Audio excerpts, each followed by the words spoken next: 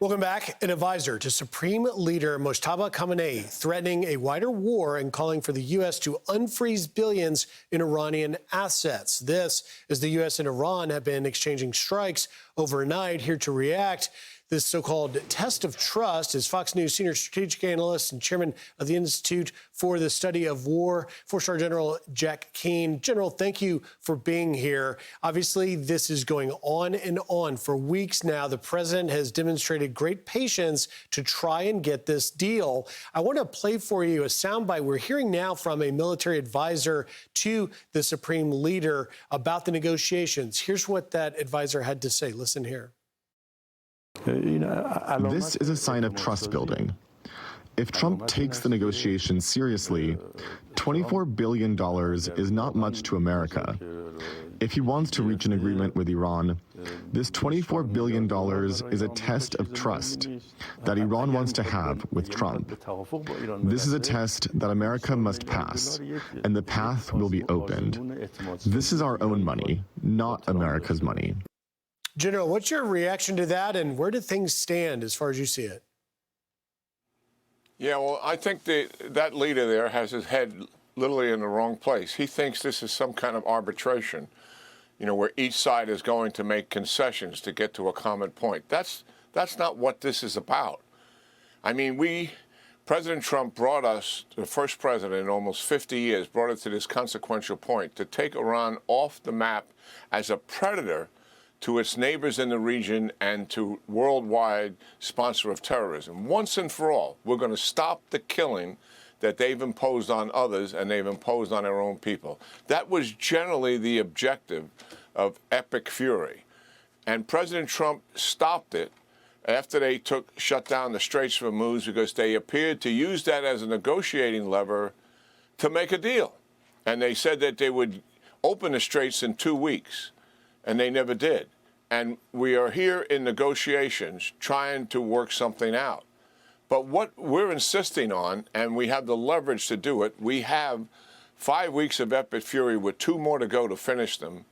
We have the naval blockade, which is creating economic peril, along with the very long list of things that Secretary Bessent and his outstanding economic team is doing to impose economic pressure on Iran.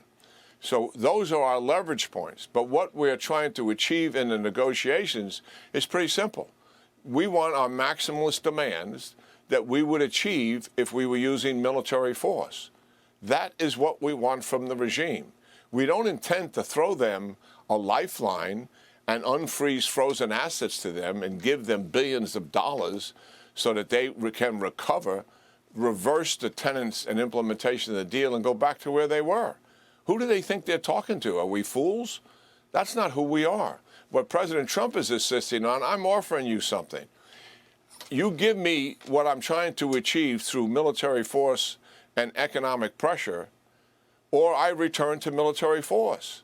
That's the deal that's on the table. What this government official is talking about is something quite different. We're not conducting an arbitration between a labor union and a business firm here, and we try to work something out equitably. That's not what this is about. This is meet our objectives without having to impose more military force on you or not. So that's kind of the impasse we have. So, General, this has been going on for 8 weeks now. The president showing great patience here. And even I was at the White House this week. The president was talking about if this deal gets signed, some of the details would include Iran allowing the U.S. to go in and get that so-called nuclear dust that's near bomb grade enriched to 60%. But yet, as this drags on, are you concerned that we are headed down a path that's going to lead to renew the fighting?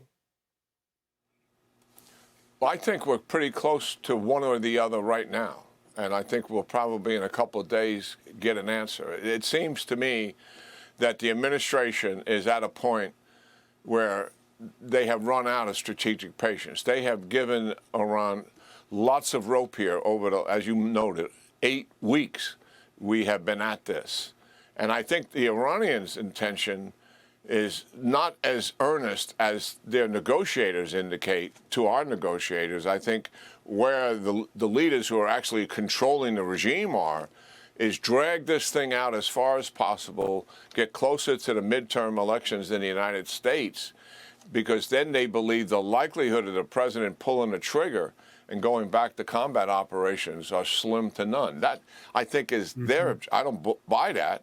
I don't think they have miscalculated what President Trump was before. Remember, Griff, for our audience, prior to the 12-day war, he went into a 60-day negotiating clock with this same regime over the same issues we're discussing now.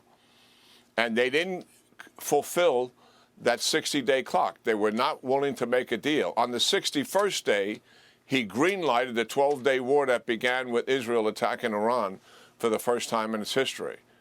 I think we're at that point now in terms of the president running out of patience, having given them all of this time to make a deal here that makes sense. In other words, you have to meet our objectives, or we return to military operations and put as much economic pressure on you along with that, which would likely put the regime on a path to economic collapse, and certainly quite vulnerable to the Iranian people, something that we had in mind from the very beginning. That's right, and it's good to remind our viewers of that. Great insight, as always. General Jack Keane, have a great weekend.